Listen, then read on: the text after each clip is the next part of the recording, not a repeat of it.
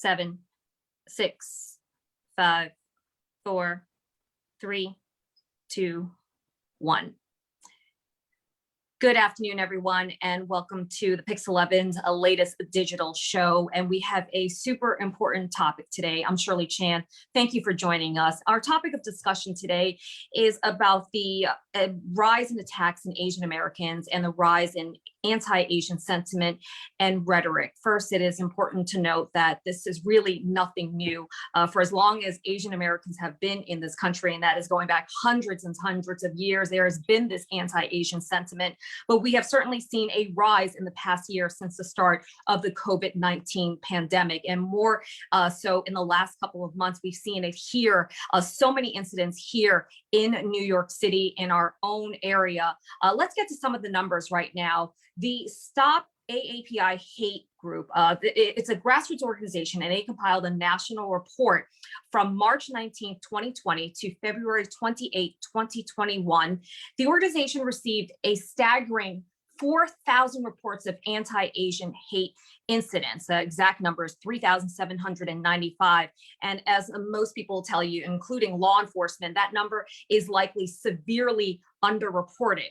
Also, more than 1,800 racist incidents against Asian Americans have been reported between March and May of 2020. That's according to a UN report. You see those numbers there. Also, 40% of US adults believe it has become more common for people to express their racist views towards Asians since the pandemic began. That's according to a Pew Research report. So today, we're going to talk a little bit more about this. We're going to go in depth into this topic and also speak with several New York City community members who are doing so much in terms of standing up and speaking out against the recent rise in anti-Asian sentiments. Before we go any further, let's start with a story that my colleague McGee Hickey did just this past weekend, showing some of that grassroots effort.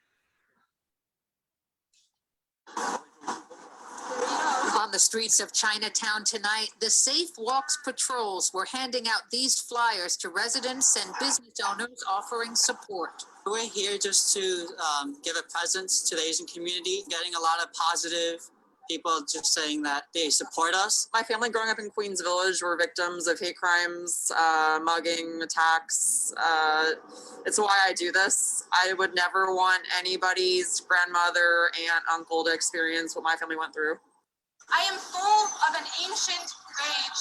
Earlier, hundreds gathered in Columbus Park to tell their stories of being victimized by this surge in anti-Asian hate crimes. 3 separate incidents. I went onto the subway.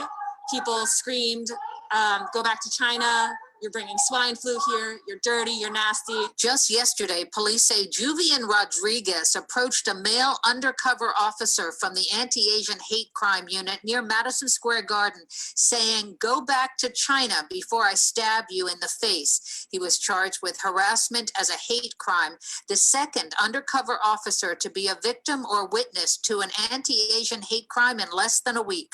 We are out there in force. We are out there in uniform. We are out there in plain clothes. Throughout New York City, we are deploying extra in transit. And this is something we just need all New Yorkers, again, to really step up and continue to send us those tips. Not including this latest hate crime, the NYPD says there have been 39 reported anti-Asian hate crimes so far this year, compared to 28 for the same time last year. And those at the rally and on the Safe Walks patrol say we must work together. Just coming and supporting, being here just shows how all races and all colors and all people of color support each other. We have each other, and we have our sense of community and our sense of responsibility, and all of us are here to step up. And if you'd like more information about the civilian Safe Walks patrol that provide escorts from subway entrances or any event when you're walking around an Asian community or any community in the city, you can go to our website, pix11.com, and find out how to get an escort. We are live on Canal Street in Chinatown. McGee Hickey, Pix 11 News. Back to you, Katie. All right, my thanks to my colleague McGee Hickey for putting together that enlightening report that aired just this past weekend. I want to now bring in our 3 terrific guests. Thank you all for taking part in this discussion today. First, we have Madeline Park, and she is known for her Instagram account called @CafeMaddie. And she came up with this ingenious idea. Madeline, you decided to start this project really that has just snowballed in terms of generosity of strangers. And basically it's this whole thing that allows people to get them car rides. People who are afraid of taking the subway, you're able to get them cab rides to get them home safely. Next, we have Alice Soy. She is an educator. She's a music teacher, the founding music teacher at PS 532 at New Bridges in Crown Heights, and also an activist as well as an educator. And lastly, I want to bring in Peter Carey. He is actually the creator of that organization, Safe Walks NYC, which was the topic of McGee Hickey's piece from over the weekend. Now, after a recent spate of subway attacks, Peter launched this new initiative to help keep the community safe. And this organization is led through Instagram. And also you've got lots of local members of the community who are now taking part in this. So thank you all for joining us and being a part of all of this. Peter, I want to start with you. What inspired you to start Safe Walk NYC? And how many people are now involved in this? And they're all volunteer-based, from what I understand. Yes, they're all volunteer-based. The inspiration behind Safe Walks was attacks on ladies at a subway station near my residence around this area. And most of the times when such incidents happen, there's a lot of community outrage, but very few people actually act. So a lot of people were expressing displeasure at what was happening, but no one was doing anything. So I just jumped on my bike and went to the station. And Safe Walks was born from there. We began out here in Bushwick. And a month later, we expanded into Chinatown in the wake of the attacks against the Asian community. And right now we have 2 more teams. We have a new Midtown team and we have a Williamsburg team as well. We have approximately 100 active volunteers, and we still have thousands pending on our waiting list. I also want to mention too, just a bit of correction in regards to the the news article you displayed there, that we do not patrol. We have post-ups, which are part of our community initiative to walk around neighborhoods, giving out leaflets and flyers about what we do, which is escorting community members who feel unsafe to or from the areas where they feel unsafe. Of late, we've been extending that service to actually ride on the subway trains with them as well, even though it's not something that we originally set up to do. So. Well, we appreciate all your hard work, and it's an important point that you just made, which was this was actually started before the rise in anti-Asian incidents, and it definitely has worked out well. So I have to say, as a lifelong born and bred New Yorker, we're taught to be wary when someone comes up to us and offers us a walk home. How do you get the community to respond to this? Through the post-ups. So through the post-ups, we have a visibility, and they get familiar with us. They see our gear, how we're dressed, and we chat with them. It's very casual, and they've just warmed up to us because of our approach. Our approach is not one of a militant stance or a vigilante stance, but one of, hey, I'm your neighbor, and if you feel unsafe, feel free to reach out, and I can walk you to safety. And it's such a good approach. Now, what if what if I wanted someone to help walk me home? How would I plan that out in advance? How do I contact one of your volunteers in advance? So we accept requests through our website, and that would the request would go to our team leads, who would then pass it on into our team groups and see who's available, and we'd get a minimum of 2 team members to go do the Safe Walk. Possibly more. Thank you so much. It feels like it's such a simple idea that does so much good. So we really appreciate, Peter, all that you do. I want to now bring in Madeline. Madeline Park, I'm so excited to talk to you. I've seen your Instagram. It's so interesting, all that you do. How did this idea for Cafe Maddie Cab come about? So it all started from a personal incident. Nothing happened, but I went on the train after seeing so many headlines about Asian hate crime going on in the MTA. And one day of the week, I started going into work, and I realized every minute of that commute, I was terrified. I was ready to fight somebody. I was ready to have somebody attack me, or so I was really scared. And I came home and talked to all my friends and realized everybody I knew was feeling the same way in the train. So I decided it's once a week. I'm gonna take a cab to and from work. And fortunately, I can afford it. But I thought about all the times that I was broke in New York City, and I know what it's like. You don't take the cab. You take the train or you walk because you want to save money. And I thought about how many other people are doing this, and realized this is really not the time for people to be taking trains, even if they're terrified, just to save money. So that's how the initiative got started. I really initially intended to just complete some Venmo charges as they came in, but a lot of people, I think, had the same heart to keep the Asian community safe in New York City, and they started donating. And Madeline, the donations really just started pouring in. Where are you at? How far did it exceed your expectations? And how can we continue to pitch in? Because I'm sure people see this and they will want to help out as well. Right. So overnight we were at 50,000, and then by the second day we were at $100,000. I think just me and my two friends, our team, were overwhelmed, and we thought, okay, this might be enough money to support the city. But we're realizing as we're budgeting and the demands are coming in, that with the current budget that we have, we raised about $125,000. We're going to last about 7 to 10 days if we get lucky. So now we're really trying to fundraise more. You can Venmo at Cafe Maddie Cab, or just click on the link in my bio in my Instagram, Cafe Maddie Cab, and there's donation information. It's such a great idea. And I hear what you're saying about that constant fear looking over your shoulder when you're on the subway or even walking down the street.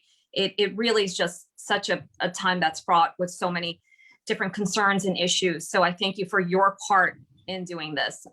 Let's talk now to Alice Soy. Alice, you're a lifelong New Yorker like myself, and you recently wrote a piece about how the attacks on Asian women, particularly older women, really affected you. Tell me a little bit more about that. Yeah, absolutely. I just continue to think about how scared also that I am to just walk outside, but even being more scared than for myself, I'm scared for my mom. And I just always constantly worry, like, what will it be, or will racism be the one to kill us before COVID will? And that's a ridiculous and scary question to have to constantly negotiate in my mind. Yeah, Alice, I hear you. I have two younger brothers. We have lived in New York our entire lives, grew up here. And my brother said to me recently, I don't want our mother walk. I mean, it gets me very upset thinking about this. We've never at a time before felt so afraid for, like, my mother to walk by herself. And I know, like so many New Yorkers, I can tell you that I've been told, go back to your country. Meantime, my family we've been here for more than 55 years. And to be told that is just so emotionally raw. It's so hurtful. It's really, really quite painful. I was interested to talk to you as well, because you are so involved in the lives of children. And, it's this whole idea that hate and ignorance is taught or is learned from. So what do you tell your students in terms of opening their eyes about hate and racism? What do you tell your students? For my students, they know that their voices have power and they can name race and racism as it is. So it would be remiss of me not to also mention, unfortunately, the Black murders that are happening in the United States as well. And it is so important that we're able to name that Black Lives Matter and stop Asian hate, and also speak up against all the other atrocities that are happening in our nation. All of this can happen simultaneously, and we can actively work together in solidarity. So my students know that if they see something, they're not just going to just say something, they can do something as well, or ask a grown-up to help out. We all have that power in our voices. It does feel like we are at a point in this country where there is a racial reckoning in terms of all minority groups. Do you feel that there is a sea change where finally, in particular, Asian Americans are speaking out more than they ever have before? Absolutely. I believe that it is important, not only because we have been silenced for so long or considered invisible, but our individual stories are critical for America to understand us better as a people. You have an interesting story to tell about what one of your fourth graders said to you. Tell us a little bit about that story and what happened. Yes, so one of my students said it's Asian hate and racism won't be on the news until more people die. And for me, that came out in our discussion about stopping Asian hate. But at the same time, it just shows that my Black and brown students have already internalized so much pain and suffering in our society. And what does that say about news and media if it takes a certain quantity of people to die before we are seen? So it is my hope that not only these discussions happen in my classroom and in other classrooms, but also that we're all able to just have these frank discussions with each other, because we can work together with fellow communities of color to really dismantle white supremacy. Let me open this last question up to any member of our panel here. What steps do you think the city needs to take in order to ensure the safety of the Asian American community? I'll say one thing. I haven't been seeing a lot in the media about what kind of measures are being taken in the streets and in the MTA for people to feel safer. So this is the news broadcast that I just saw from you guys was the first time where I was seeing, oh, there was undercover cops or somebody actually trying to detect this hate crime. So if something more is publicly announced, or if the hate crimes were more publicly denounced by politicians or the mayor, the governor, that would really be great. Listen, I want to thank all three of you. I think the common connection is Madeline, Alice, Peter, you are all doing your parts as concerned citizens, and it's all community-based, it's grassroots. And I think if every one of us did a little kernel of what each of you are doing, this city and this country would be a lot, a better place, a safer place as well for all minority groups. So I really thank you all for taking part in all of this today. And also for our viewers, we will continue our coverage of this rise in anti-Asian hate incidents.